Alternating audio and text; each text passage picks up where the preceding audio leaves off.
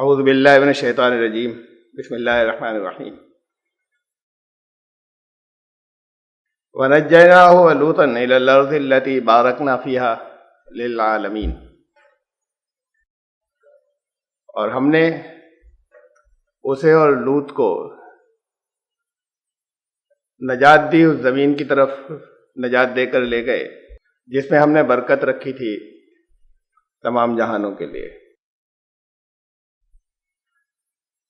اس سے پچھلی آیت بھی دیکھ لیں، جو پچھلی مرتبہ جہاں درس ختم ہوا تھا، وَأَرَادُوا بِهِ كَيْدًا فَجَعَلْنَاهُمُ الْأَخْسَرِينَ۔ حضرت ابراہیم علیہ السلام کے خلاف جو چال چلی گئی تھی، تو انہوں نے کوشش تو کی تھی چال چلنے کی، لیکن گھاٹے میں وہی لوگ رہے۔ اب حضرت ابراہیم علیہ السلام اس کے فوراً بعد کی بات نہیں ہے کہ وہ وہاں سے بستی سے نکل گئے، وہ معاملہ ختم ہو گیا۔ اس سے پہلے بھی ہوئے تھے بہت سے، جہاں نمرود کے دربار کے اندر نمرود سے ان کی بحث ہوئی تھی، اس کے بعد بھی وہ وہیں بستی میں رہے تھے۔ یہ اس کے کچھ عرصے بعد کی بات ہے، یہ درمیان میں نبوت سے سرفراز ہوتے ہیں، اور پھر ایک موقع ایسا آتا ہے کہ وہ بستی کو چھوڑنے کا ارادہ کرتے ہیں، ہجرت فرماتے ہیں وہاں سے۔ حضرت لوط علیہ السلام بھی ہجرت میں ان کے ساتھ تھے، اور ہجرت کی انہوں نے فلسطین کی سرزمین کی طرف۔ نبی ایک عرصے تک جو علاقہ اسے دیا جاتا ہے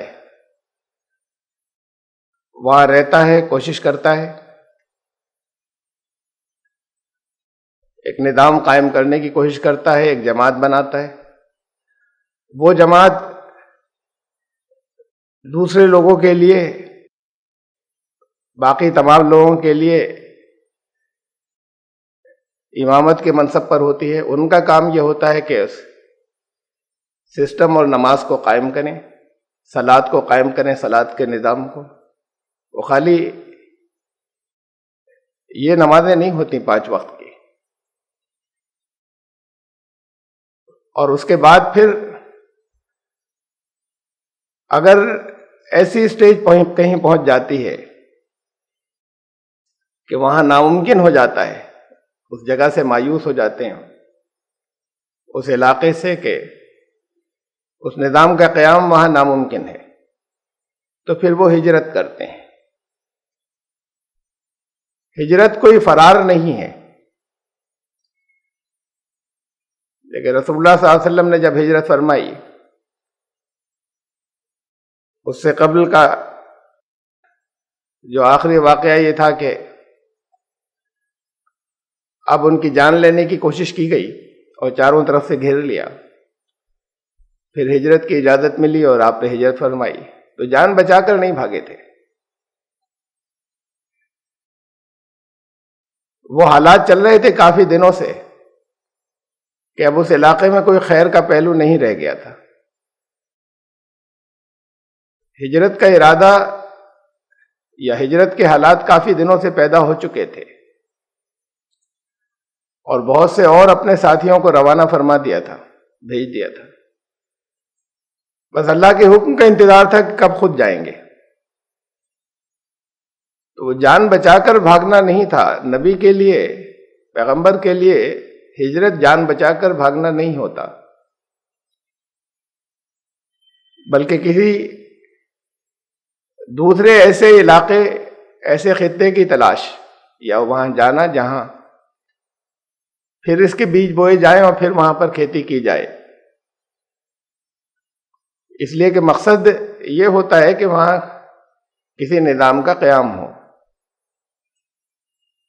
اگر صرف یہ ہوتا کہ نمازیں پڑھنے کی وہ اجازت نہیں دے رہے، تو نمازیں تو پڑھنے کی اجازت تھی انہیں، کہ اپنی نمازیں پڑھتے رہیں، نہ کوئی اس سے روکتا ہے کہ خیر خیرات کریں، لوگوں کو پیسے دیں، لوگوں کے کام آئیں، اس کے لیے تو وہ بہت زیادہ نیک نام تھے اور اس کے لیے تو بڑی عزت تھی ان کی۔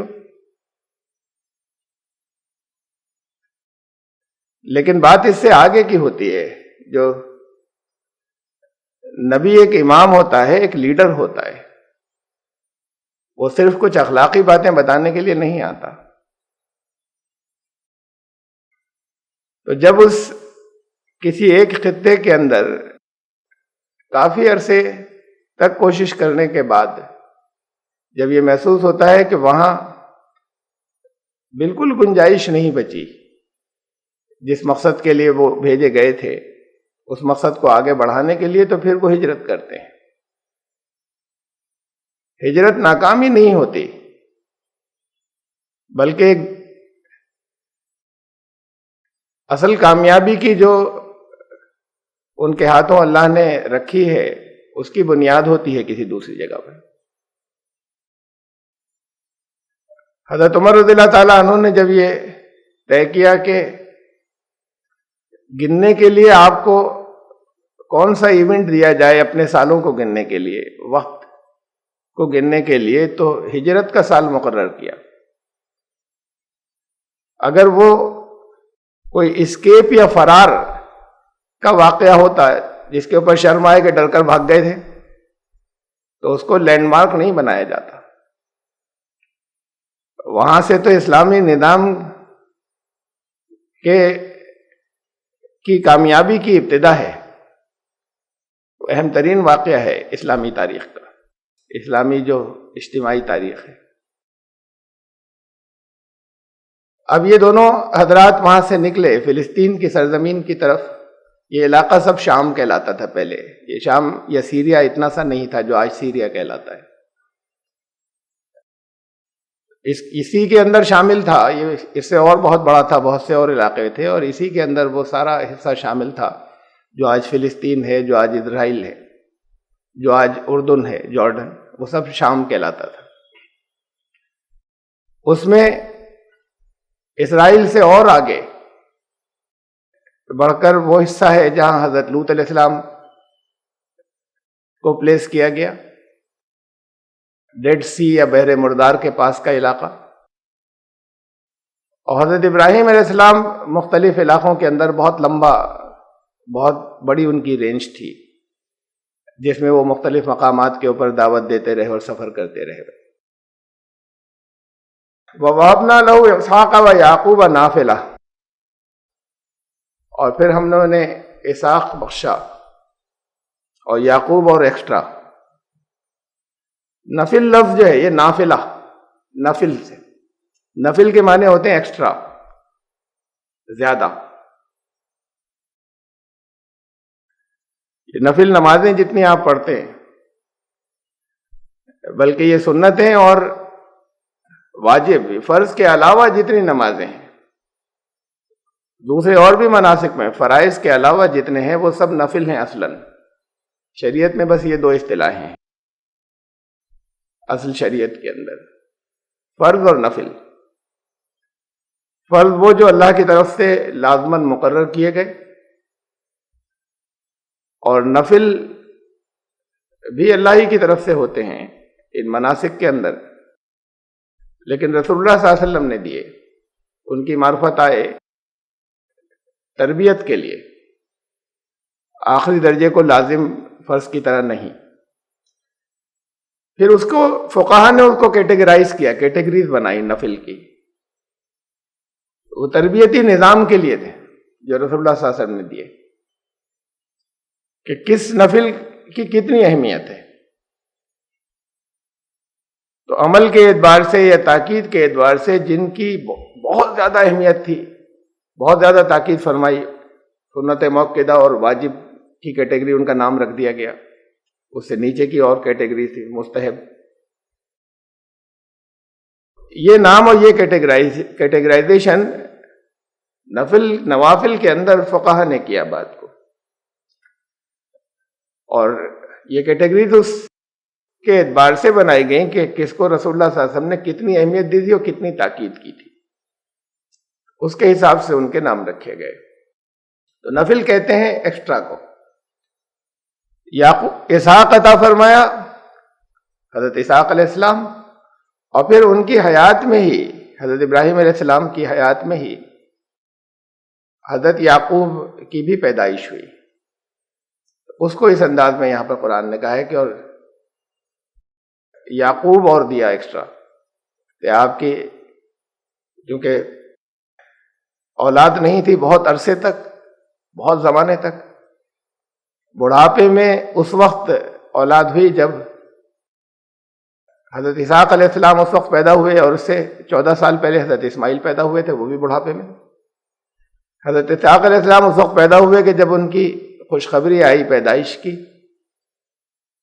اور فرشتے نے خوشخبری دی ان کو آ کر. جب حضرت سارہ بھی موجود تھیں، فرشتے انسانی شکل میں آئے تھے، تو حضرت سارہ بے یقینی اور تعجب کے ساتھ ہنس پڑی کہ اس عمر میں اولاد ہوگی میری؟ میں تو اولاد کے پیدا کرنے کے قابل ہی نہیں ہوں. اور اس کے بعد پھر حضرت ابراہیم علیہ السلام کی عمر اور آگے گئی کہ حضرت یعقوب علیہ السلام بھی پیدا ہوئے، حضرت اسحاق کی شادی ہوئی.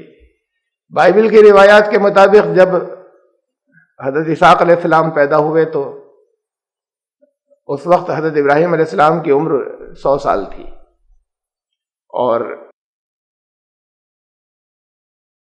جو ہمارے ہاں جو روایات آتی ہیں ان کے مطابق 10 سے 15 سال کے درمیان، اس سے کم، یعنی ایسی تقریباً 85 سال یا اس سے کچھ زیادہ.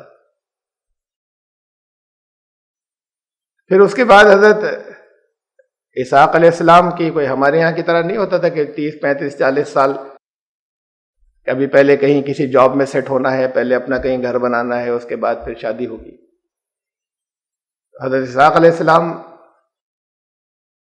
کا نکاح ہوا، حضرت یعقوب پیدا ہوئے، اور حضرت ابراہیم علیہ السلام کی حیات میں ہی حضرت یعقوب کی پیدائش ہوئی، جبکہ اتنے بڑھاپے میں ان کی اولاد ہوئی تھی. بکلن جعلنا صالحین، اور یہ سب ان سب کو ہم نے، یہ سب صالحین نکلے، ہم نے سب کو صالح بنایا. وجعلناہم ائمۃ یہدون بامرنا ووحینا الیہم فعل الخیرات واقام الصلاۃ وایتاء الزکاۃ وکانوا لنا عابدین. اور ان سب کو ہم نے امام بنایا، یعنی یہ سب لیڈرز تھے، یہ صرف کچھ مذہبی باتیں کرنے والے لوگ نہیں تھے، کچھ ریچولز، کچھ کرم کانڈ یا کچھ مناسک کی تاکید کرنے والے لوگ صرف نہیں تھے. یہ صرف کچھ مورل ٹیچنگز یا اخلاقی تعلیمات دینے والے لوگ نہیں تھے، صرف یہ سب امام تھے، یہ لیڈرز تھے. امام اور لیڈر دیکھیے آگے کا یہدون بامرنا، لیکن اپنی مرضی نہیں چلاتے تھے. وہ لیڈر ایسے نہیں تھے کہ اپنی پاور کے لیے، اپنے اقتدار کے لیے، اپنی دولت کے لیے وہ اپنے سیاسی احکامات جاری کرتے ہوں، مینوپولیٹ کرتے ہوں لوگوں کو. بامرنا، ہمارے حکم کے مطابق وہ لوگوں کو گائیڈ کرتے تھے. یہاں جو لیڈرشپ جتنی بھی ہو انسانوں کے اندر، وہ اگر گائیڈنس میں ہے، رہنمائی میں ہے، اس رہنمائی کے تحت اگر کام کر رہی ہے جو اللہ کی طرف سے آئی، تو وہ امام ہے. امام نہ تو یہ ہیں اصل امام جنہیں ہماری زبان کے اندر امام کہا جاتا ہے، جسے اقبال نے کہا 2 رکعت کے امام. قوم کیا چیز ہے، قوموں کی امامت کیا ہے، اس کو کیا سمجھیں یہ بیچارے 2 رکعت کے امام. تو امام تو قوموں کا امام ہوتا ہے. وہ نہ تو امام انہیں کہا کبھی قرآن میں، جن کا، کیونکہ یہ صلاۃ اور یہ نماز یہ اس کی ایک تربیت کا حصہ ہے، جو اصل صلاۃ اور اصل نظام ہے، اس کی تربیت کا ایک حصہ ہے، لازمی حصہ ہے. چونکہ اس نظام کا ایک امام ہوتا ہے، اس لیے اس کو بھی امام کہا گیا، اس کا نام بھی امام رکھا گیا، اس تربیت کے حصے کو جو لیڈ کرے۔ تو یہ امام جو ہیں، ان کو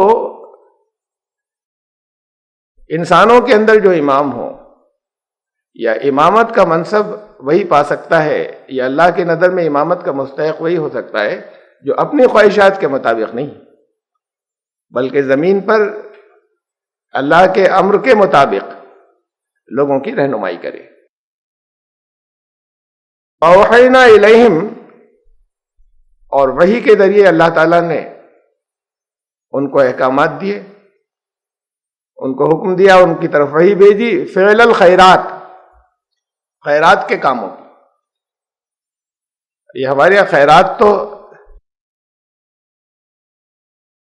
ایسا لفظ ہو گیا ہے کہ بڑے محدود معنوں کے اندر استعمال ہوتا ہے بھلائی میں، اور بعض جگہ تو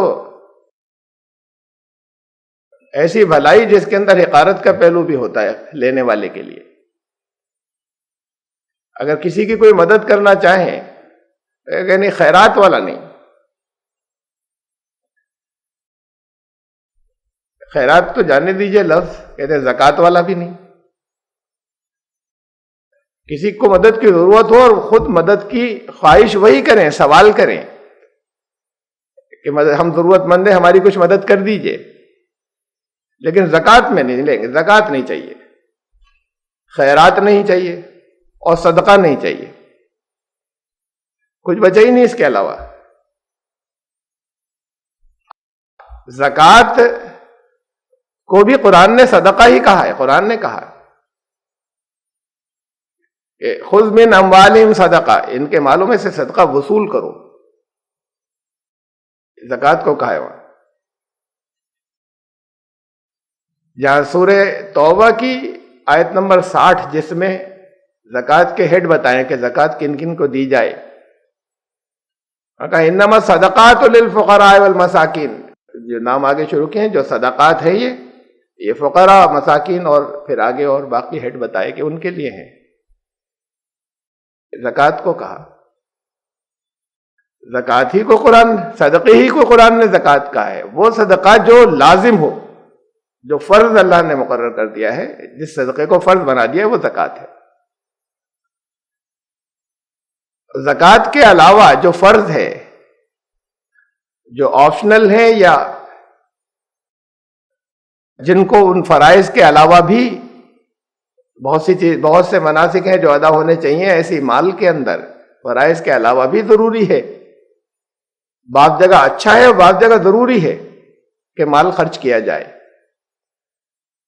اللہ کے راستے میں ضرورت ہے اور مال مانگا جا رہا ہے تو وہ تقریباً فرض کے درجے میں کہ خرچ کیا جائے، وہ خالی آپشنل نہیں کہ دل چاہے دے اور دل چاہے نہ دے۔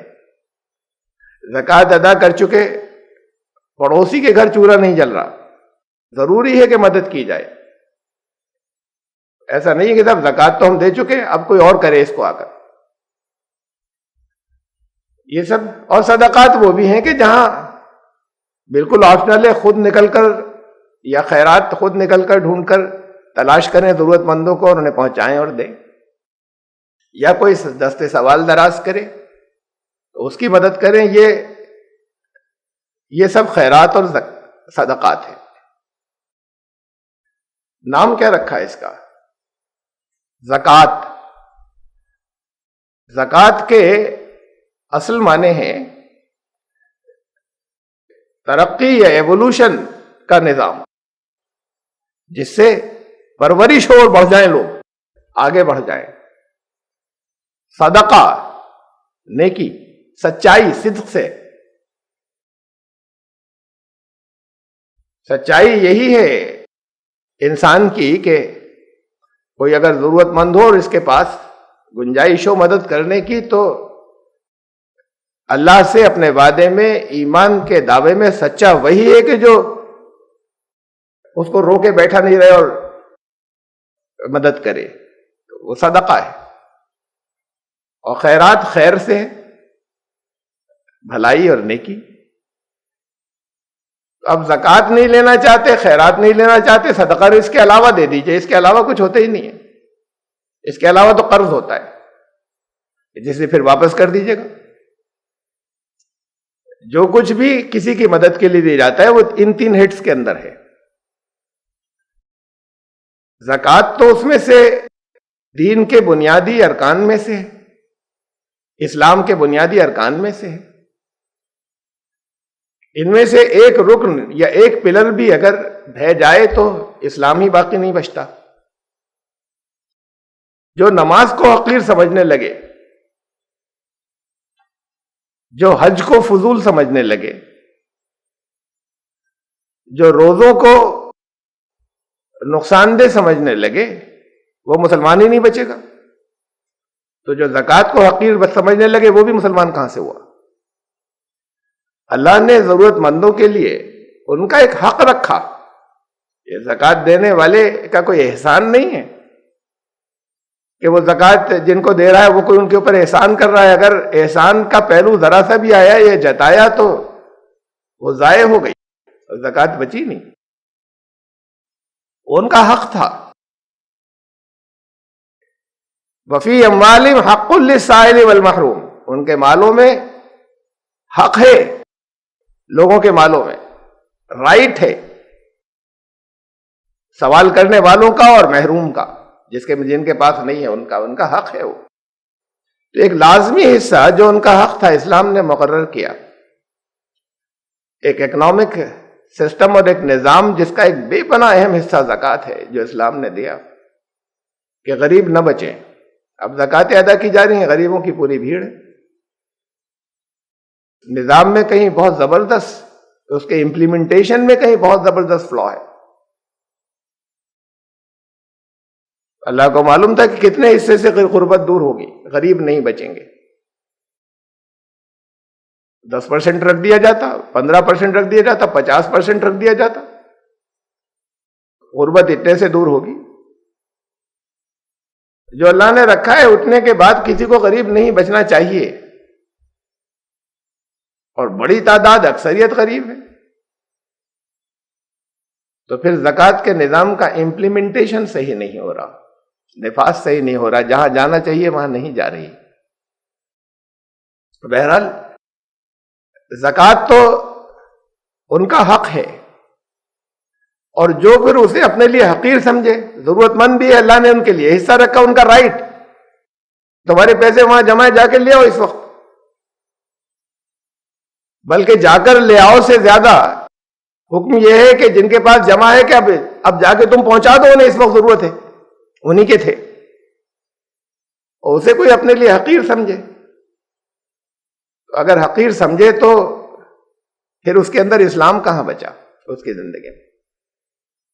اور جو زکوٰۃ کو حقیر سمجھے اسے زکوٰۃ دینی ہی نہیں چاہیے، چاہے جتنا غریب ہو، لازمی کسی اور کو دیں.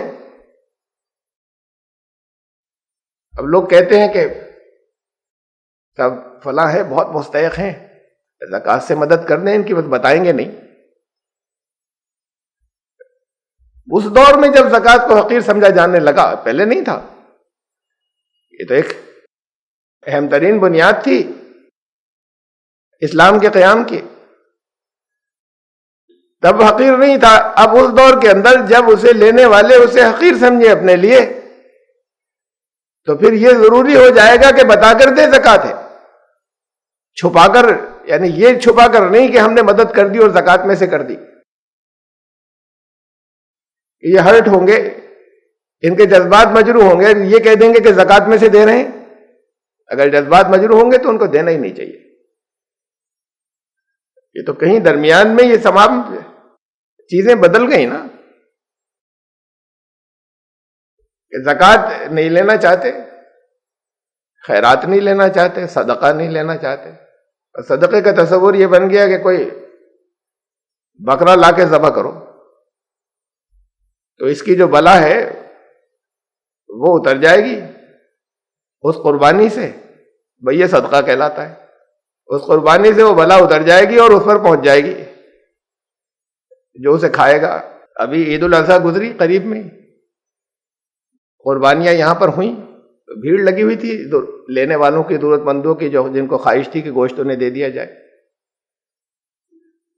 اور آپ اگر یہ اب قربانی کریں اور کہے کہ یہ قربانی ہو رہی ہے لوگ لے جائیں، صدقہ ہے، تو کوئی نہیں لے گا.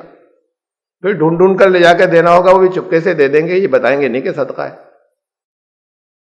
نام نہیں لیں گے. اور پھر صدقے کا آپ کا تصور یہی ہوگا کہ ایک بلا تھی وہ جس کے اوپر بھی تھی، اس پہ سے اتر کے یہ جانور پہ آ گئے، اس کا گلا کٹ گیا، اس کا گوشت جو ہے وہ چھپا، لوگوں کو بتا کر نہیں دے رہے، ڈوج دے کے دے رہے ہیں. بہت غریب بھی ہے، دینے والے کو کہیں صدقے کا ہے تو وہ اپنے پاس سے آگے بڑھا دے گا.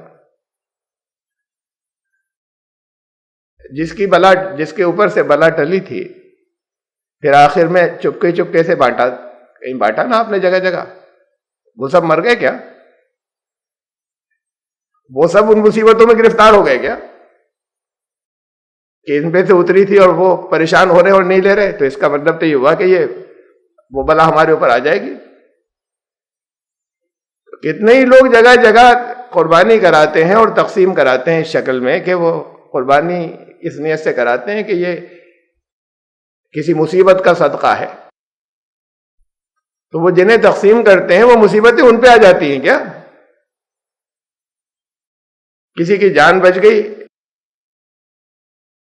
ایک بکرا ذبح کرنے سے، تو پھر ان سب کی جان چلی جانی چاہیے جنہوں نے بکرے کے گوشت کھایا. ایک تو یہ سارے تصورات جو ہیں یہ سب درمیان میں دوسری قوموں سے آئے ہیں. وہ پیسے لے کے سر پہ سے گھما دیے، اب یہ صدقے کے ہو گئے. کسی کو دے دیں بہت خوشی سے لے لے گا ضرورت مند، لیکن یہ بتائیں کہ یہ صدقے کے یہ اتار کے دیے گئے تو وہ کہے گا کہ نہیں ہمیں نہیں چاہیے. یعنی جب پتہ چل جائے گا تبھی اس کے اوپر مصیبت آئے گی. وہ اور معلوم نہیں تھا تو وہ بالکل ٹھیک ہے، پیسے لے لیے. بہت اچھی چیز ہے بھلائی میں خرچ کرنا اور اللہ سے دعا کرنا کہ اللہ کی رضا حاصل ہوتی ہے کہ ہماری تکلیف کو کم کر دیجیے.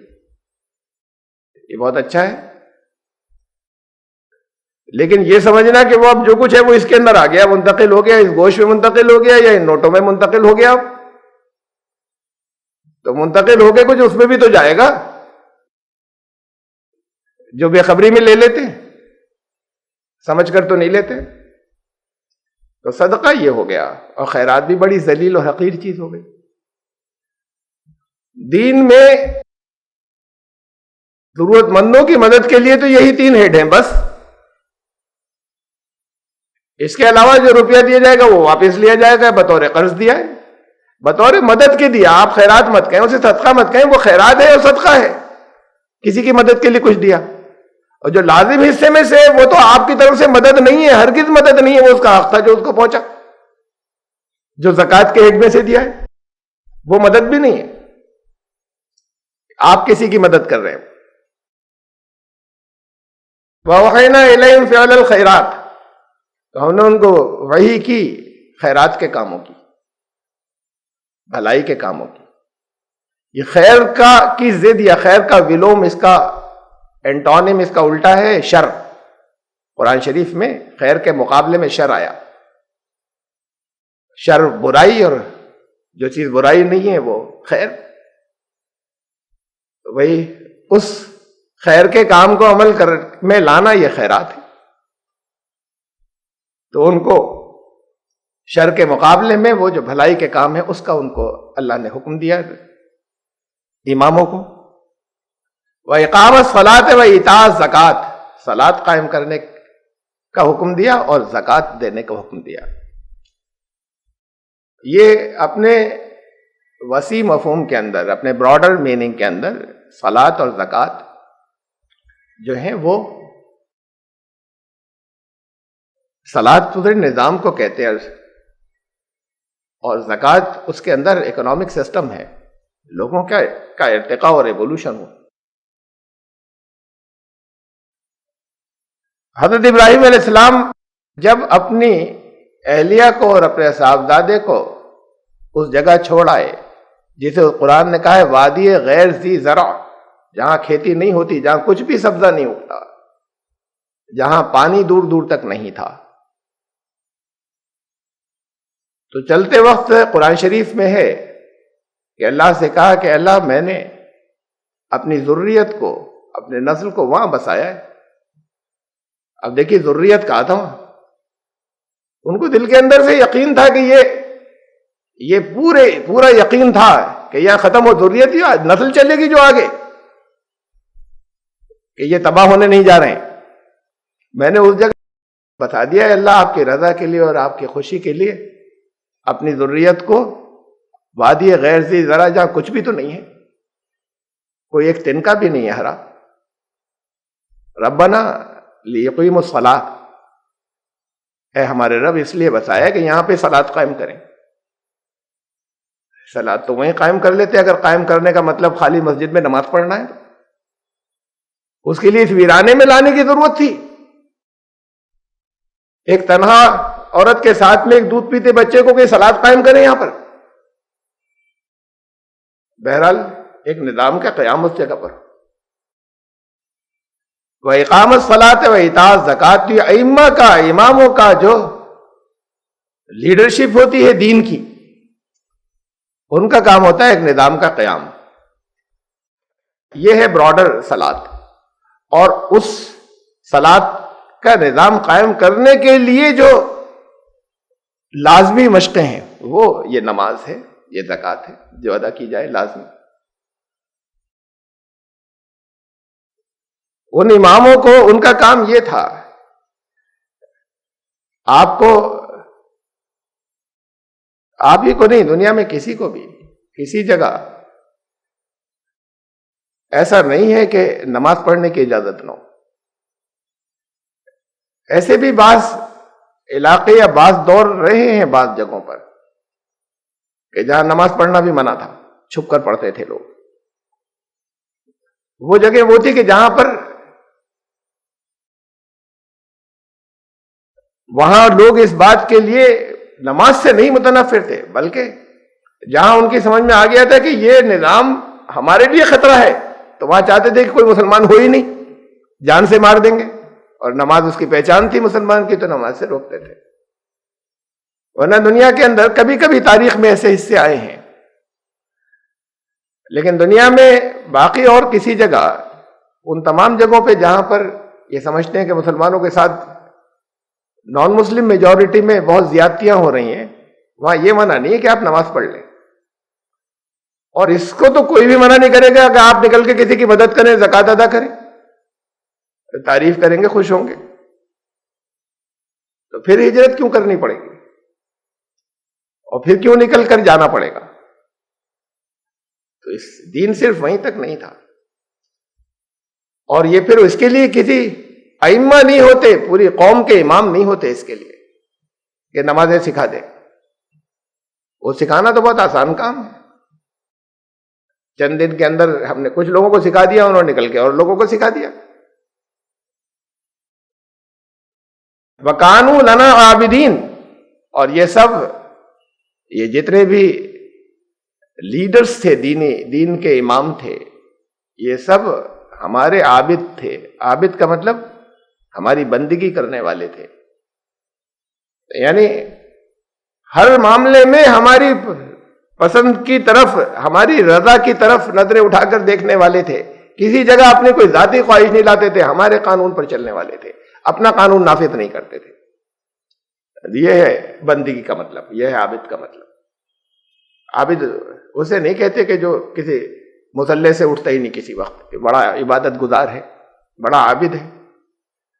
جو اللہ کی رضا کے مطابق کوئی چیز اپنی خواہش کی کہیں درمیان میں لائے نہیں، یہ ہے بندگی، وہ ہے عابد. اور اللہ نے تو چاہا ہے کہ ایک نظام قائم ہو، عدل کا نظام ہو، ایک بیلنس اور سنتلن کا لوگوں کے اندر، وہاں زیادتیاں نہ ہوں، لوگ خوش رہیں. یا یہ چاہے کہ وہ اکیلا کہیں مصلی کے اوپر کوئی بیٹھا رہے، وہ عابد ہوگا. اللہ کی رضا کے خلاف، اس کی مرضی کے خلاف کوئی چیز نہ اپنی زندگی میں کرے، نہ آگے کہیں نافذ کرے. امپلیمنٹ کرے. تو وہ سب ہمارے عابد تھے. وَلُوطًا آتَيْنَاهُ حُكْمًا وَعِلْمًا، اور لوط کو پھر ہم نے قانون دیا اور علم عطا فرمایا. اب ان کو پھر حضرت لوط علیہ السلام کو جب وہاں پہنچے، یہاں سے نکلنے کے بعد عراق کے علاقے سے شام کے علاقے میں پہنچے. جب وہ ڈیڈ سی والا جو علاقہ ہے سدوم، جب وہاں پر پہنچے تو وہاں پر ان کو نبوت سے سرفراز کیا، انہیں قانون دیا اور علم دیا. وَنَجَّيْنَاهُ مِنَ اب پھر درمیان میں بہت لمبا حصہ قرآن نے چھوڑا ہے، پھر وہاں سے بھی ان کو نکالا گیا. وَنَجَّيْنَاهُ مِنَ الْقَرْيَةِ الَّتِي كَانَتْ تَعْمَلُ الْخَبَائِثَ، اور پھر وہاں کے لوگ بھی جو ہیں وہ خبیث چیزوں کے اوپر، ناپاک چیزوں، ناپاک اعمال میں گھر گئے تھے. تو پھر اس بستی سے بھی ان کو نجات دی، اس بستی سے بھی پھر نکالا ان کو. انہم کانوا قوم سوء فاسقین، یہ اس جگہ کے لوگ بھی ایسی برائیوں میں گھر گئے تھے، اس طرح کی چیزوں کے اندر جو ساری حدیں توڑنے والی تھی، سب حدیں توڑ دیا کرتے تھے، ایسے لوگ تھے. وَأَدْخَلْنَاهُ فِي رَحْمَتِنَا، اور ہم نے اسے اپنی رحمت میں داخل فرمایا. انہو من الصالحین، وہ بھی صالحین میں سے تھا. آگے بہت سے نبیوں کا بیان آ رہا ہے، بہت سے انبیاء کا، مختصر بیان ہر ایک کا، لمبا نہیں ہے کوئی طویل. اور اس کا ایک مقصد ہے، پھر جہاں وہ سب بیان ختم ہوا ہے وہاں پھر ایک بات کہی ہے جس طرف لے کر جا رہا ہے قرآن. یہاں مختصر نام لیے اور مختصر ذکر کیے کچھ انبیاء کے. حضرت ابراہیم علیہ السلام کے پورے تفصیلی واقعے کے بعد سے بہت سے انبیاء کے کچھ مختصر بیان ہیں. وَنُوحًا إِذْ نَادَىٰ مِن قَبْلُ، اس سے پہلے نوح کے بارے میں بھی یہ ہوا تھا، نوح کے سلسلے میں بھی کہ نوح نے ہمیں پکارا. فَاسْتَجَبْنَا لَهُ، تو ہم نے اس کی پکار کا جواب دیا. فَنَجَّيْنَاهُ، اسے بھی نجات دی، انہیں بھی بچایا. فَنَجَّيْنَاهُ وَأَهْلَهُ مِنَ الْكَرْبِ الْعَظِيمِ، ہم نے بڑی سخت اذیت اور تکلیف سے اسے نجات دی. کنہیں؟ نوح کو اور وَأَهْلَهُ، نوح کے گھر والوں کو. ہمارے یہاں گھر والوں کو ایک لڑکا رہ گیا تھا نا جو ڈوب گیا. تو اب ہمارے یہاں اس سے یہ اخذ کیا جاتا ہے کہ نبی کے گھر والے وہ ہیں جو نبی کے پیروی کریں، جو نبی کے حکم پر چلیں یا نبی کی اتباع کریں. اور جو نبی سے سرکش ہو گئے وہ نبی کے گھر والے نہیں ہیں. اور پھر باہر کے بھی اور لوگ جو اس کی نسل کے نہیں ہیں، وہ اگر اس کی اتباع کرتے ہیں وہ بھی اس کے اہل ہیں، یعنی ایک طریقے سے گھر والوں میں سے ہو گئے، وہ بھی اس کے اہل ہیں. دیکھیے وہ نبی کے بیٹے تھے اور نبی کا بیٹا بھی قرآن نے خارج کر دیا کہ اب نہیں ہے گھر والوں میں سے. تو پھر بیوی کو کیا کہا جائے گا؟ حضرت نوح علیہ السلام کی اہلیہ تو بچی ان کے ساتھ، بیوی ان کی، اور قرآن کہتا ہے کافرہ تھی. پھر اسے بھی تو گھر والوں میں سے نکالا جائے گا کہ وہ گھر والوں میں نہیں بچی ہو. فَنَجَّيْنَاهُ وَأَهْلَهُ، ہم نے نوح کو بچایا اور اس کے گھر والوں کو بچایا. بیٹے کا کیا ہوا؟ دیکھیے قرآن کہتا ہے سورہ ہود کہ حضرت نوح علیہ السلام نے، اس سے پہلے کی آیات دیکھیے گا، لفظی معنی دیکھیے گا، پھر تشریح یا اس سے جو مفہوم نکال لیتے ہیں وہ نہیں. اس سے پہلے کی آیات ہے کہ وہ ڈوب رہا تھا. ابن لفظ ہے، ولد نہیں کہیں وہاں. حضرت ابراہیم علیہ السلام کے یہ جو آزر تھا باپ، اسے اب کہا باپ، اسے والد نہیں کہا. لیکن والد کے لیے تو وہ دعا کرتے رہے آخر تک اپنے والدین کے لیے، ربنا اغفر لی ولی والدی وللمؤمنین یوم یقوم الحساب، آخر تک دعا کرتے رہے. یہ دعا کعبے پر کر رہے ہیں، بہت بات کی ہے. اور باپ کے لیے دعا بہت پہلے چھوڑ دی تھی، وہ جس نے باپ کی طرح پالا تھا. اصطلاحی زبان میں باپ بیٹا یہ استعمال ہوتا ہے، والد و ولد نہیں. حضرت نوح کا بیٹا یا ابن یہ ابن بھی اصطلاحی اس طور پہ استعمال ہوتا ہے. حضرت نوح نے فریاد کی اللہ سے جب وہ ڈوب رہا تھا، کوشش کی، نہیں آیا کشتی پر، وہ ڈوب رہا تھا. حضرت نوح نے فریاد کی کہ میرا بیٹا میرے اہل میں سے، میرے گھر والوں میں سے ہے، اور آپ کا وعدہ سچا ہے. اس کا مطلب اللہ نے ان سے وعدہ کیا تھا کہ تمہارے گھر والوں کو بچایا جائے گا. تو کہا آپ کا وعدہ تو سچا ہوتا ہے، بیٹا ڈوب رہا ہے. تو اللہ کی طرف سے یہ جواب آیا تھا، قال یا نوح، فرمایا اے نوح، انہ لیس من اہلک، وہ نہیں ہے تمہارے گھر والوں میں سے. انہ عمل غیر صالح، وہ ایک غیر صالح عمل ہے. وہ ایک غیر صالح عمل ہے، یہ نہیں کہا اس کے عمل غیر صالح، اس کے عمل تو بہت برے ہو گئے. وہ خود ایک غیر صالح عمل ہے، تمہارے گھر والوں میں سے نہیں ہے وہ. فلا تسألنی ما لیس لک بہ علم، جس چیز کا تمہیں علم نہیں ہے اس کا سوال کر رہے ہو تم. الفاظ پہ غور کیجیے گا. 900 سال سے جو، یا 900 تو کی پوری زندگی رہی ہوگی، جب سیلاب آیا آدھی عمر، 500 سال سے، ہاف سینچری سے جو دعوت دے رہے جو رسول یا جو نبی، ان کو اس کا سینس نہیں ہے کہ جو باغی ہے اللہ کا، اس کے لیے اللہ سے فریاد کیوں کریں. اور آخر وقت تک اسے، بالکل مرتے وقت تک بھی اس سے کہہ رہے ہیں کہ آ جا، تو اس نے کہا کہ مجھے ضرورت نہیں ہے آپ کے ساتھ میں آنے کی. اور کیا اس کا انہیں علم نہیں تھا کہ ایسے شخص کے لیے فریاد نہیں کرنی چاہیے؟ فرمایا تم ایسی بات کا سوال مت کرو جس کا تمہیں علم نہیں ہے. فوراً حضرت نوح نے معافی مانگی کہ اے اللہ، میں معافی چاہتا ہوں کہ میں نے ایسی بات کا سوال کر لیا جو میں نہیں جانتا تھا. دیکھیے پھر قرآن شریف میں سورہ تحریم میں، سورہ نمبر 66 آیت نمبر 10، وہاں پہ فرمایا کہ نوح کی بیوی نے ان سے خیانت کی تھی. نوح اور لوط کی بیویاں جو تھیں، انہوں نے اپنے شوہروں سے خیانت کی تھی. خیانت کیسے کہتے ہیں؟ یہاں نبیوں سے خیانت کی بات، نظام سے خیانت کی بات نہیں ہو رہی، شوہروں سے خیانت کی بات ہو رہی. ضرب اللہ مثل الذین کفروا امرأۃ نوح وامرأۃ لوط. کافروں کے لیے اللہ مثال دیتا ہے، نوح کی بیوی اور لوط کی بیوی دونوں کافرہ تھیں. قرآن کہہ رہا ہے کانتا تحت عبدین من عبادنا، ہمارے بندوں میں سے 2 بندوں کے تحت تھیں، وہ ان کے نکاح میں تھی. کانتا تحت عبدین من عبادنا صالحین فخانتاہما، ان دونوں نے خیانت کی تھی، ان دونوں نے وشواس گھات کیا تھا. خیانت ہوتی ہے جہاں کسی نے جو ذمہ داری دی ہے اس چپکے سے اس کے اندر گڑبڑ کر لینا، یہ خیانت ہوتی ہے.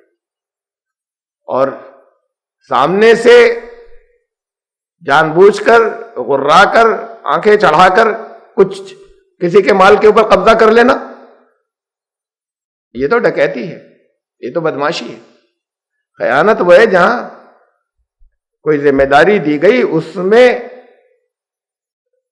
چپکے سے اس کے اندر بے ایمانی کر لی. تو اللہ نے کہا کہ وہ نہیں تھا تمہارا اہل، تمہارے گھر والوں میں سے نہیں تھا وہ، تمہیں اس کا علم نہیں ہے تم جس چیز کا سوال کر رہے ہو. تو نوح، حضرت نوح کے بارے میں کہا کہ ہم نے نوح اور ان کے گھر والوں کو بچا لیا. وَنَصَرْنَاهُ مِنَ الْقَوْمِ الَّذِينَ كَذَّبُوا بِآيَاتِنَا، اور ہماری آیات کو جو جھٹلاتے تھے ان لوگوں سے پھر کے مقابلے میں پھر اس کی مدد کی ہم نے. انہم کانوا قوم سوء، یہ بھی برے لوگ تھے سارے. واغرقناہم اجمعین، ان سب کو پھر غرق کر دیا، وہ سب ڈوب گئے. وَدَاوُودَ وَسُلَيْمَانَ اذ يَحْكُمَانِ فِي الْحَرْثِ اذ نَفَشَتْ فِيهِ غَنَمُ الْقَوْمِ وَكُنَّا لِحُكْمِهِمْ شَاهِدِينَ. اور داؤد و سلیمان جب اذ یحکمان فی الحرث، جب وہ ایک کھیتی حرث کہتے ہیں کھیتی کو، کھیتی کے معاملے میں فیصلہ کر رہے تھے. اذ نفشت فی غنم القوم، نفش کہتے ہیں بکریاں یا ریوڑ، کوئی بھی بھیڑوں کا یا کوئی اور ریوڑ جب رات میں چر رہا ہو تو اسے نفش کہتے ہیں. ان کے رات میں چرنے کو، دن میں چرنے کو نہیں کہتے، رات میں چرنے کو عربی زبان میں نفش کہتے ہیں. اذ نفشت فیہ غنم القوم، غنم کہتے ہیں بکریوں کو، گلہ بکریوں کا یا بھیڑوں کا، غنم القوم. تو جب وہ فیصلہ کر رہے تھے دونوں، داؤد اور سلیمان، اس وقت جب کہ قوم کی بکریاں رات میں کہیں جو ہے وہ چرنے کے لیے گھس گئی تھیں کھیتی میں. وَكُنَّا لِحُكْمِهِمْ شَاهِدِينَ، اور ان کے سلسلے میں پھر جو وہ انہوں نے فیصلہ کیا ہم اس کے گواہ تھے. اب ہمارے یہاں روایات میں یہ واقعہ آتا ہے کہ یہ کھیتی چرنے کا واقعہ کیا تھا. روایات میں ہمارے یہاں واقعہ یہ دو طریقے سے آتا ہے. ایک تو یہ ہے کہ واقعہ تقریباً ایک ہی ہے، ذرا سی تفصیل شروع کی مختلف ہے دونوں میں، کہ ایک باغ والے کا باغ جو ہے انگور کا باغ تھا، اسے کسی کے گلے نے، بکریوں کے گلے نے چر لیا، رات میں گر گئے اور پورا باغ تباہ کر دیا. تو وہ فریاد لے کر آیا حضرت داؤد علیہ السلام کے پاس. حضرت داؤد کے پاس سلطنت تھی، شاہ تھے، تو ان کے پاس فریاد لے کر آیا. تو حضرت داؤد نے یہ فیصلہ کیا کہ اس کی بکری والے کی بکریاں سب اسے دے دی جائیں، باغ والے کو. بہرحال شاہ کا فیصلہ تھا، وہ منہ لٹکا کر چلے گئے جو بکریوں والے تھے. حضرت سلیمان علیہ السلام نے، یہاں تھوڑا سا ویریشن ہے دو روایات میں، اصل واقعہ ایک ہی ہے کہ حضرت سلیمان علیہ السلام نے حضرت داؤد کو مشورہ دیا یا ادب سے کہا کہ اس سے بہتر فیصلہ ہو سکتا ہے. اور ایک دوسری جگہ پر ہے کہ ایک اور شکل کسی اور آڑ سے کہلوایا، ایک اور شکل میں توجہ دلائی. بہرحال حضرت سلیمان نے اس پر فیصلہ یہ دیا کہ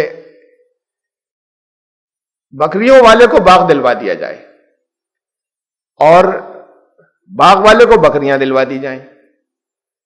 پھر وہ باغ کی خدمت کرے، اس کے اندر کھیتی کرے، اس کے انگور جب ایسی شکل میں آ جائیں جیسے تھے پہلے، کھیتی ویسی ہو جائے تو پھر واپس ایکسچینج ہو جائے، اس کا باغ واپس ہو جائے، ان کی بکریاں واپس ہو جائیں، اور اتنے دنوں تک وہ بکریوں کا دودھ پیتا رہے اور بکریوں سے فائدہ اٹھاتا رہے.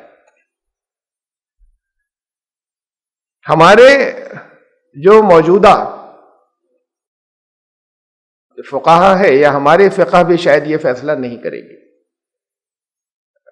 بہرحال کہا جا سکتا ہے کسی کی ساری بکریاں اس کو دلوا دی جائیں، پھر ان بکریوں سے فائدہ بھی اٹھاتا رہے.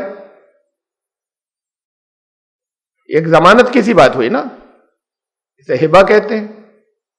ہبہ کی ہوئی چیز سے فائدہ اٹھانا جائز نہیں فقہ میں. اب یہاں پر بہرحال اس فیصلے کی ڈیٹیل میں نہیں جا رہا ہے. یہ فیصلہ اور پھر یہ فیصلہ حضرت داؤد علیہ السلام کو بہت پسند آیا اور پھر یہ فیصلہ کیا گیا. اس وقت کہتے ہیں کہ اس وقت کی شریعت اور ہوگی نہ تھی، شریعت میں فرق رہے، اور سب سے زیادہ بہت انصاف کا یہ فیصلہ ہو گیا. شاید فیصلہ یہ بھی ہو سکتا تھا کہ جتنا نقصان ہوا ہے اتنی، چونکہ نقصان تو اسے دینا چاہیے دیا جائے کہ جس نے، اگر وہ رات کو چرنے کے لیے چھوڑتا ہے تو نگرانی بھی کرے. اکا دکا کوئی بکری کہیں بھاگ جاتی جو اس کے کنٹرول میں نہیں تھی تب تو کچھ نہیں، لیکن اس کی لاپرواہی کی وجہ سے کسی کا نقصان ہو گیا تو نقصان کا ہرجانہ تو دے گا. جتنی قیمت کا نقصان ہوا تھا اتنی بکریاں دلا دی جاتی. اور فرض کیجئے کہ نقصان اتنا ہو گیا تھا کہ ساری بکریاں دینی ہیں تو یہ تو خالی ہاتھ رہ گیا نا بیچارہ. اسٹیٹ کس لیے؟ حضرت داؤد تو شاہ تھے، بڑی دولت کے مالک تھے، اور پھر اس کے بعد پھر یہ سلطنت اتنی بڑی کہ شیش محل تھے حضرت سلیمان کے، اس کا ہرجانہ اسٹیٹ سے دے دیتے اگر وہ اس قابل نہیں تھا تب. اور اس قابل تھا، اس کے پاس بڑا ریوڑ تھا بکریوں کا، بہت دولت تھی تو اس میں سے کچھ دلا دیتے، اتنا دلا دیتے جتنا نقصان ہوا تھا.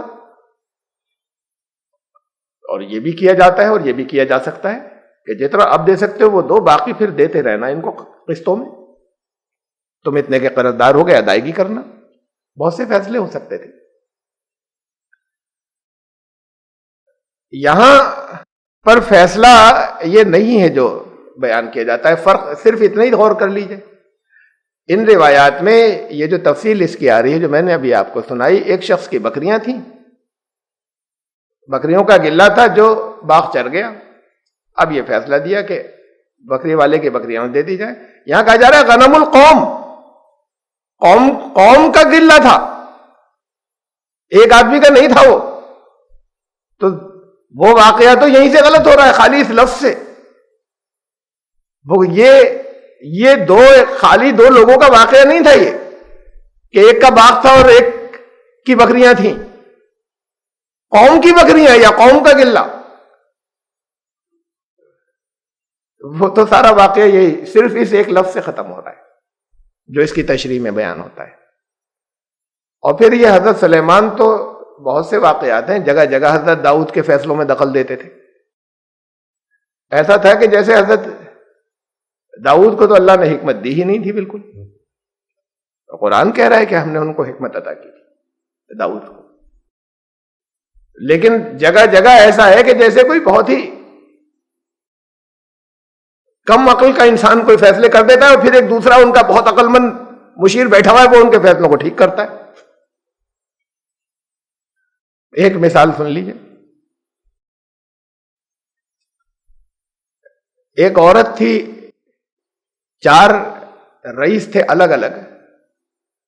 وہ اس عورت کے ساتھ میں اپنی بری خواہش کا اظہار کیا الگ الگ مختلف موقعوں پہ، اور اس عورت نے ان کو منع کر دیا. تو وہ چاروں جو تھے وہ رئیس تھے، تو انہوں نے مل کر آپس میں سازش کی کہ اسے سبق سکھایا جائے. حضرت داؤد علیہ السلام کے پاس پہنچ کر یہ کہا کہ یہ عورت ایک کتے کے ساتھ برا فعل کر رہی تھی، ہم نے خود دیکھا. شہادت دی. اب یہ 4 گواہ لانے تھے نا، چونکہ ہمارے یہاں شریعت میں ایسی ہے کہ 4 گواہ لانا. تو پھر یہ واقعہ ایسے ہی بنایا گیا کہ وہ چاروں اکٹھے ہو کے حضرت داؤد کے پاس یہ لے کر گئے. اب 4 گواہیاں آ گئیں تو انہوں نے کہا بلایا.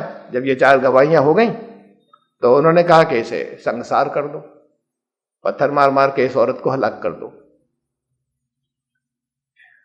معلوم نہیں ہمارے یہاں فقہ میں کسی انسان کے ساتھ میں صحبت کرنے کے اوپر، زنا کرنے کے اوپر تو یہ سزا ہے نہیں، یہ بھی ابھی ڈیبیٹیبل ہے.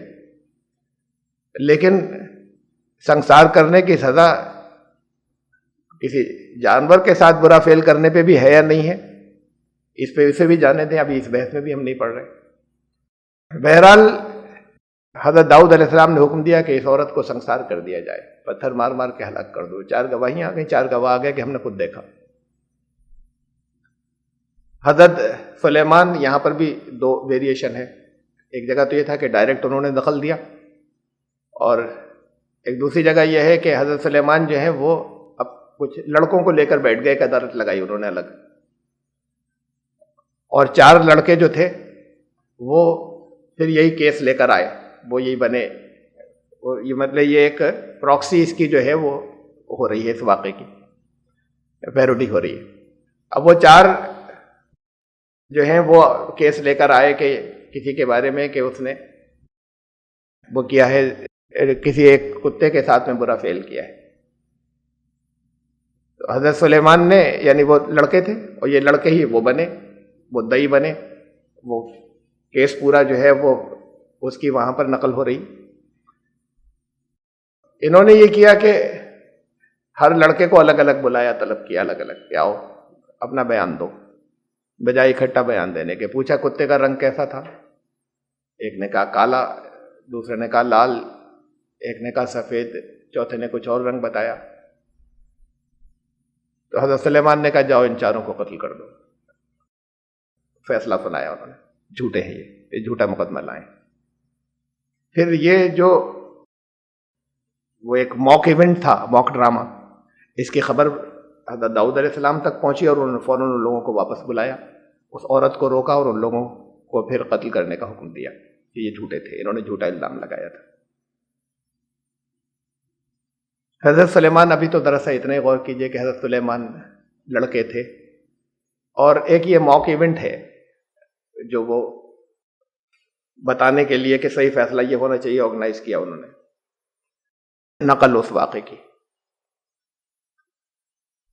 کوئی لڑکی بھی رکھی ہوگی اس کے اندر جس پہ الزام ہوگا، پھر اس لڑکی کے جس کو بہرحال اس کو تو چھوڑ دیا اور ان کو اچھا ہو سکتا ہے لڑکی کو سامنے نہیں لائے، چلی جانے دیجیے.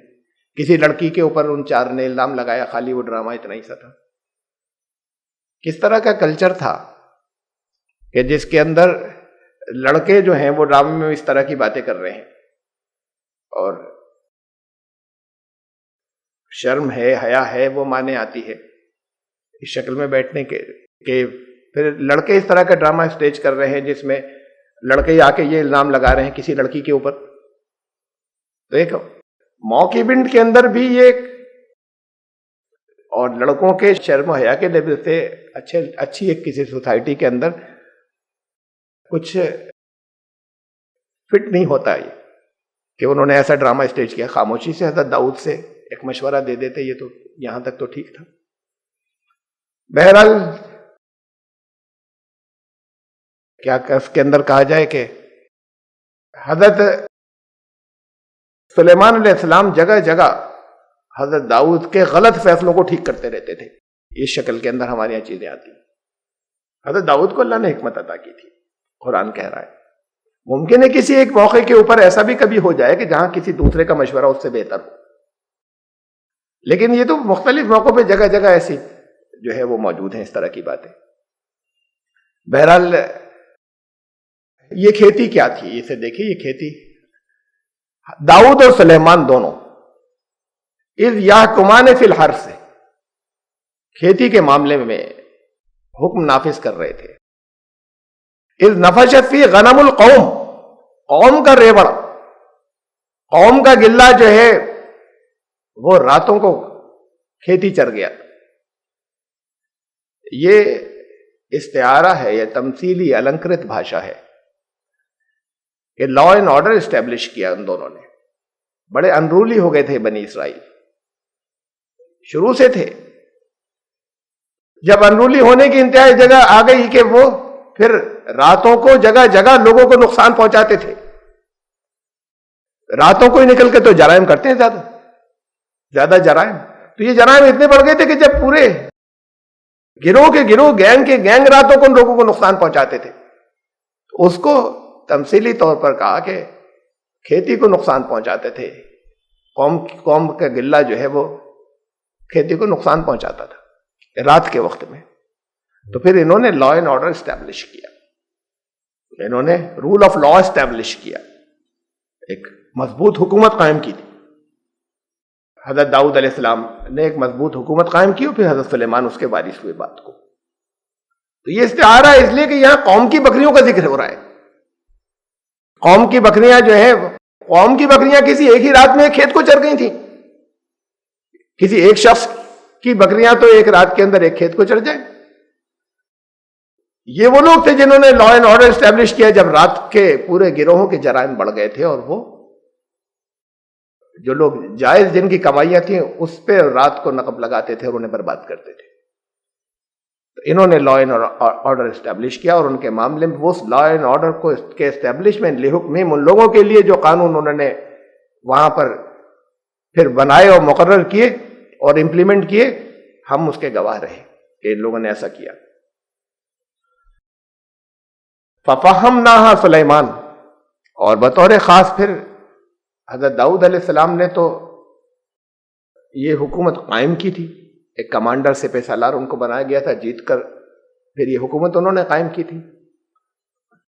اس کے بعد پھر اس حکومت کو بہت اور زیادہ اسٹرینتھ دی، مضبوط کیا اس لا اینڈ آرڈر کو. یہ اپنی پیک پر پہنچ گیا یہ لا اینڈ آرڈر کا اسٹیبلشمنٹ حضرت سلیمان کے دور میں، کہ کوئی کسی طرح کے جرم کے بارے میں ان کے علاقے کے اندر جہاں تھے وہ نہیں، بلکہ دور دراز تک بھی کوئی سوچ بھی نہیں سکتا. جہاں ملکہ سبا، یمن کے اندر جہاں سبا کی حکومت تھی اور جہاں لوگوں کے اوپر لوگوں کے ساتھ زیادتیاں ہونے لگی تھیں اور ظلم ہونے لگے تھے غریبوں کے ساتھ میں، تو کسی جگہ پر کوئی سینکڑوں کلومیٹر یا ہزاروں کلومیٹر دور بھی ان کے علاقے کے اندر کسی جگہ کوئی گڑبڑ اس طرح کی نہیں ہو سکتی تھی۔ حضرت سلیمان علیہ السلام کی اسٹرینتھ اتنی، لا اینڈ آرڈر کے اسٹیبلشمنٹ کو جو انہوں نے اسٹیبلش کیا وہ اتنا آگے بڑھا۔ فَفَهَّمْنَاهَا سلیمان، ہم نے سلیمان کو اس کا فہم عطا کیا۔ وَكُلًّا آتَيْنَا حُكْمًا وَعِلْمًا، یہ سبھی ایسے تھے جتنے نبی تھے کہ ہم نے ان کو قانون بھی دیا تھا اور علم بھی دیا تھا۔ وَسَخَّرْنَا مَعَ داؤد الجبال، اور داؤد کے ہم نے پہاڑ تابع کر دیے تھے۔ یسبحنا، جو تسبیح کرتے تھے، والطیر، اور پرندے بھی، وَكُنَّا فَاعِلِينَ، اور یہ اصل میں تو سب ہم نے کیا تھا۔ تو یہ پہاڑ کیا کرتے تھے؟ حضرت داؤد کے تابع کرنے کی ضرورت تھی، تسبیح ویسے ہی کرتے رہتے۔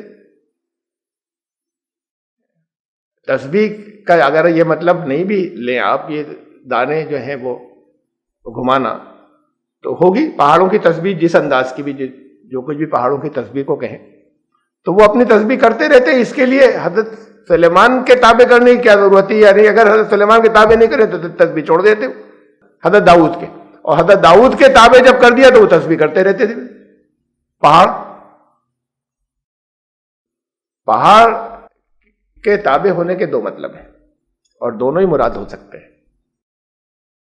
ایک تو یہ ہے کہ پہاڑوں میں سے راستے بنائے انہوں نے اس دور کے اندر، جب یہ آج کے دور کی ہمارے پاس ساری سہولیات نہیں تھی، اس وقت انہوں نے پہاڑوں میں راستے بنائے اور یہ تابع کر دیا کہ ہم نے تابع کر دیا، کہ مطلب انہوں نے اس کو کنٹرول میں لیا اپنے اور اس کا استعمال کیا انہوں نے پہاڑوں کا بھی۔ اور ایک دوسرے معنی جو آپ لوگ اپنی زبان میں بولتے ہیں، بھئی یہ پلین تو سارا جو ہے یہ نہیں ہے، یہ پلین نہیں ہے، لیکن وہ پہاڑ سارا اس کینڈیڈیٹ کی طرف ہے، الیکشن ہو رہا ہے، پہاڑ تو سارا فلاں کے پیچھے ہے،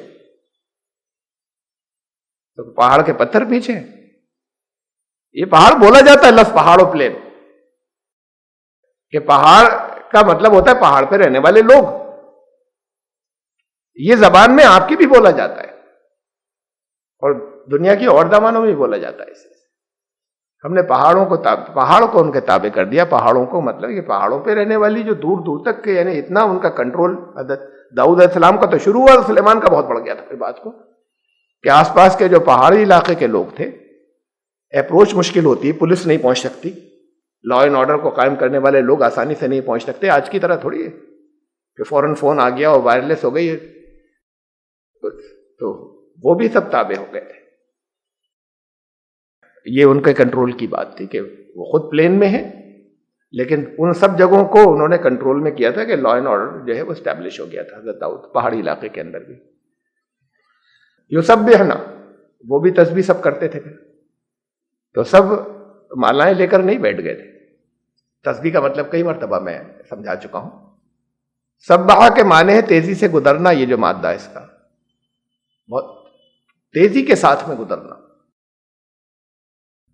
سبحہ جگہ جگہ ہے قرآن شریف، کلن فی فلک یسبحون، یہ جتنے بھی پلانٹس ہیں یسبحون، یہ سب اپنے اپنے آربٹ میں تیزی سے گھوم رہے ہیں، اپنے اپنے آربٹ کے اندر۔ پھر اللہ کی مرضی کے مطابق اس کے بتائے ہوئے کام میں بڑی مستعدی کے ساتھ میں، بڑی ایفیشنسی کے ساتھ میں لگ جانا، یہ تسبیح ہے۔ اس لیے قرآن نے کہا کہ یہ سب پوری کائنات تسبیح کر رہی ہے، چاند تارے بھی تسبیح کر رہے ہیں، آسمان اور زمین میں جو کچھ بھی ہے سب نے سب اللہ کی تسبیح بیان کر رہے ہیں۔ جو اللہ نے چاہا ہے سب اس کے اندر مستعدی سے ایفیشینٹلی لگے ہوئے ہیں۔ تو پھر وہ جو پہاڑی لوگ تھے یسبحنا، پہاڑ پر بسنے والے لوگ، وہ بھی تسبیح کرنے لگے، یعنی پھر وہ ایفیشینٹلی اپنے اپنے کریٹو کاموں کے اندر لگ گئے۔ وہ نظام حضرت داؤد علیہ السلام نے قائم کیا۔ والطیر، اور ان کی جو کنٹرول تھا وہ پرندوں پر بھی تھا۔ تو پرندوں کا مطلب یہ کوئی ضروری نہیں ہے کہ ہر طرح کے اور ہر نسل کا پرندہ۔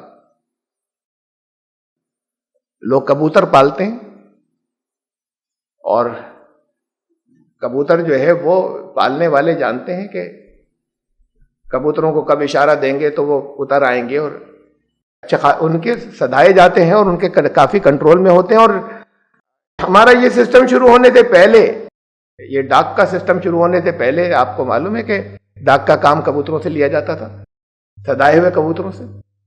ایسے سدائے ہوئے اور بھی بہت سے جانور اور بھی بہت سے پرندے جو ہیں وہ پرند سدھائے جاتے تھے. پہلے بھی عقابوں کو سدھایا جاتا تھا مختلف کاموں کے لیے. تو بہت سے پرندے جو ہیں بازوں کو، ان کو سدھایا جاتا ہے، مختلف شکار کے لیے سدھاتے تھے بازوں کو، ان کو ٹریننگ دیا کرتے تھے اور شکار میں وہ کوآپریٹ کرتے تھے. اور حضرت داؤد علیہ السلام جو ہیں ممکن ہے اس سے زیادہ، اور خالی ان دو کی بات نہیں ہو، کچھ اور بھی پرندے ہوں، تو وہ پرندے جو ہیں وہ ان کو سدھانے کا فن، ایک درجے کی حکومت انہوں نے قائم کی تھی جہاں پرندے جو ہیں ان کے اوپر بھی اس طرح کا کنٹرول تھا کہ وہ ان کے لیے مختلف کام کرتے تھے، ان کو بھی مسخر کر دیا. جسے مسخر کرنا ہی کہتے ہیں. جو لوگ کبوتروں کو کنٹرول کرتے ہیں کہ کبوتروں کو اللہ نے ان کے لیے مسخر کر رکھا ہے. جنہوں نے کتوں کو کسی کام کے لیے ٹریننگ دی تو کتے ان کے لیے اللہ نے مسخر کر دیے. حضرت داؤد کے لیے اللہ نے پرندے مسخر کر دیے تھے. وَكُنَّا فَاعِلِينَ، اور یہ سب ہم کر رہے تھے. مطلب یہ کہ یہ صلاحیتیں ہم نے دی تھی، ہمارے اصل تو اللہ کی طرف سے دی ہوئی صلاحیت. وَعَلَّمْنَا صَنْعَةَ لَبُوسٍ لَكُمْ، اور ہم نے انہیں سکھایا تھا، اس کی صنعت سکھائی تھی زرہیں بنانے کی. لِتُحْصِنَكُم مِّن بَأْسِكُم، کہ لڑائی میں جو آرمری ہوتی ہے، زرہ جو پہنی جاتی ہے لوہے کی، اس کو بنانا سکھایا تھا تم لوگوں کے لیے. وہ داؤد علیہ السلام کو تو یہ ایسا نہیں تھا کہ داؤد علیہ السلام اکیلے بیٹھے ہوئے ایک ذرا. داؤد علیہ السلام کے لیے اللہ نے لوہے کو نرم کر دیا تھا. تو لوہے کو نرم کرنے کا یہ مطلب نہیں کہ جیسی وہ چھوتے تھے تو وہ لوہا سافٹ ہو جاتا تھا. آئرن کو کیسے استعمال کیا جائے، لوہے کو پگھلا کر مختلف چیزیں بنانے کے لیے لوہے کو مسخر کرنا ہوا. حضرت داؤد علیہ السلام کے لوہے کو نرم کرنا اللہ نے حضرت داؤد علیہ السلام کے نرم کر دیا تھا کہ انہوں نے بہت ایڈوانس اسٹیج تک لے گئے تھے. لوہے سے مختلف چیزیں، اب لباس بنانا، لوہے سے کوئی برتن بنا لینا تو الگ بات ہے، آئرن ایج کے لوگ بناتے تھے. لیکن برتن بنانا اور لوہے سے پھر وہ باریک چیزیں جس سے لباس بنایا جائے. لباس خالی ایسے تھوڑی ہوگا جس کے اندر آدمی اکڑ کر رہ جائے، وہ تو باریک تار سے بنا جائے گا جس کے اندر موومنٹ ہو. بھی لڑائی کے لیے تو موومنٹ کی ضرورت جو ہے وہ اس درجے کی ہوتی ہے کہ ذرا سا بھی وہ اس کے اندر ہنڈرنس نہیں آئے. تو وہ کسی موٹی، اس کی کوئی اگر یہ ہو کہ موٹے موٹے تار سے بھی نہیں بنایا جا سکتا. جتنا باریک ہوگا اتنا زیادہ جس سے بنا جائے گا وہ سب موومنٹ اتنا زیادہ ہوگا. تو اس درجے کی بات اگر ایک زرہ بنانی ہو انہیں، اور مشینیں تو ہیں نہیں آج کی، اگر ایک زرہ انہیں بنانی ہے تو کتنے دن لگیں گے ایک زرہ بنانے میں. کہتا داؤد اکیلے بیٹھے سب کے لیے بنا رہے ہیں، تم سارے لوگوں کے لیے، ساری فوج کے لیے. اور پھر یہ بھی آتا ہے ہمارے یہاں کہ زرہ بیچ کر اپنا پیٹ پالتے تھے. شاہ تھے، اللہ نے دیا تھا انہیں، حکومت کرتے تھے، زرہ بیٹھ کر پیٹ نہیں پالتے تھے. وہ ان کو جتنا اس کے اندر ان کو شرعاً اجازت ہوگی اتنا وہ بیت المال میں سے استعمال کرتے ہوں گے. اس کے لیے زرہ بیچنے کی ضرورت نہیں. پھر رسول اللہ صلی اللہ علیہ وسلم بھی کچھ بیچ کر ہی کماتے، بجائے اس کے کہ بیت المال سے اپنا خرچ لے لیا کریں. کچھ بیچ کر آیا کرتے، کماتے، پھر اس سے کھاتے. حضرت داؤد تو بہت آگے نکل گیا کہ زرہ بنا رہے ہیں، اور زرہ بنانا، لوہے کو پگھلانا، جبکہ انڈسٹری نہیں ہے، کوئی مشینیں نہیں ہیں، تو ایک زرہ بنانے کے اندر کتنا وقت لگے، کئی دن، تب جا کر ایک زرہ بیچتے تھے. یہ صنعت حضرت داؤد علیہ السلام نے قائم کی تھی، یہ انڈسٹری قائم کی تھی وہاں پر کہ جہاں پر لوہے سے زریں بھی بننے لگی تھیں فوجیوں کے لیے. تمہارے لیے ہم نے انہیں سکھایا. یہ حضرت داؤد علیہ السلام نے پھر لوگوں کو یہ علم دیا اور سکھایا. اللہ نے ان کو سکھایا کہ یہ انڈسٹری انہوں نے ڈیولپ کی اس کے لیے، تاکہ وہ اس کے اندر آرمری کے اندر اور جنگ کے اندر پہننے والے لباس تک. بنی اسرائیل سے کہا جا رہا ہے بتاؤ کس تمہیں اونچائیوں تک پہنچا دیا تھا، کن ہائٹس تک پہنچا دیا تھا. تم شکر ادا کرنے والے نہیں ہو تم لوگ، اس لیے تمہاری نعمتیں کھوئیں. آخری آیت ہے وَلِسُلَيْمَانَ الرِّيحَ عَاصِفَةً تَجْرِي بِأَمْرِهِ إِلَى الْأَرْضِ الَّتِي بَارَكْنَا فِيهَا. اور حضرت سلیمان کے تابع ہوا کو کر دیا تھا. بہت تیز ہوا، جو تیز چلنے والی ہوائیں تھیں ان کو تابع کر دیا تھا، جو ان کے حکم سے اس سرزمین کی طرف جاتی تھی یہ چلتی تھی جس پہ ہم نے برکت رکھی تھی. اسی کا ذکر ہو رہا ہے. جہاں آج اسرائیل ادھر جاتی تھی بہت تیز ہوا جو ہے آصفہ، بہت تیز چلنے والی ہوا، ان کو تابع کر دیا تھا کہ وہ اسرائیل کی طرف وہ ہوا جو ہے وہ چلتی تھی، فلسطین کے علاقے کی طرف چلتی تھی. وَكُنَّا بِكُلِّ شَيْءٍ عَالِمِينَ، اور ہر چیز کا علم ہمیں ہے. اب اس کا بھی مطلب یہی سمجھا جاتا ہے اکثر کہ وہ ہوا کو جیسے حکم دیتے تھے، کہیں حکم دیتے تھے رک جائے تو رک جاتی تھی، تیز چل تو تیز چل رہی ہے، ادھر سے گزر جا تو ادھر سے گزر کے تابع کر دیا تھا.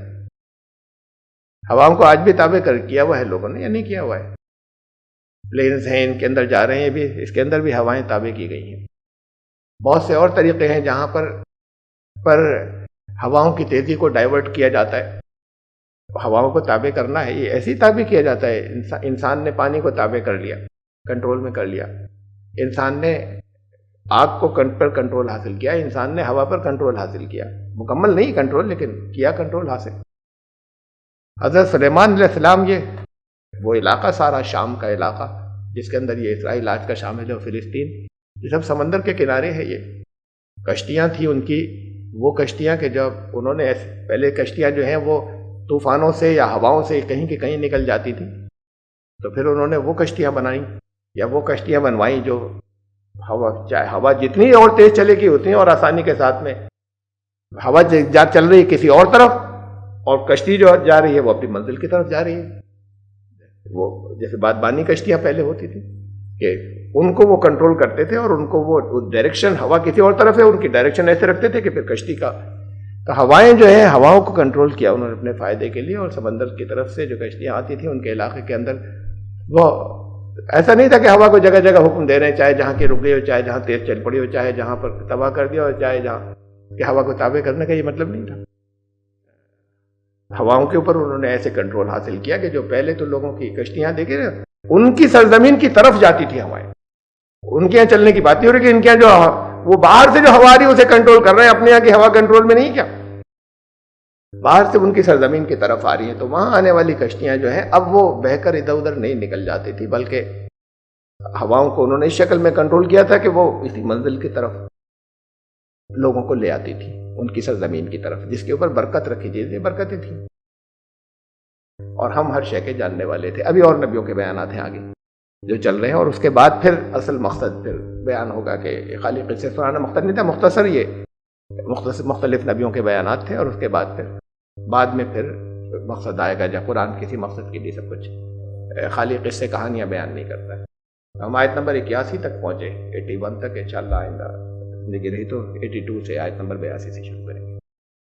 سبحان ربک رب العزت عما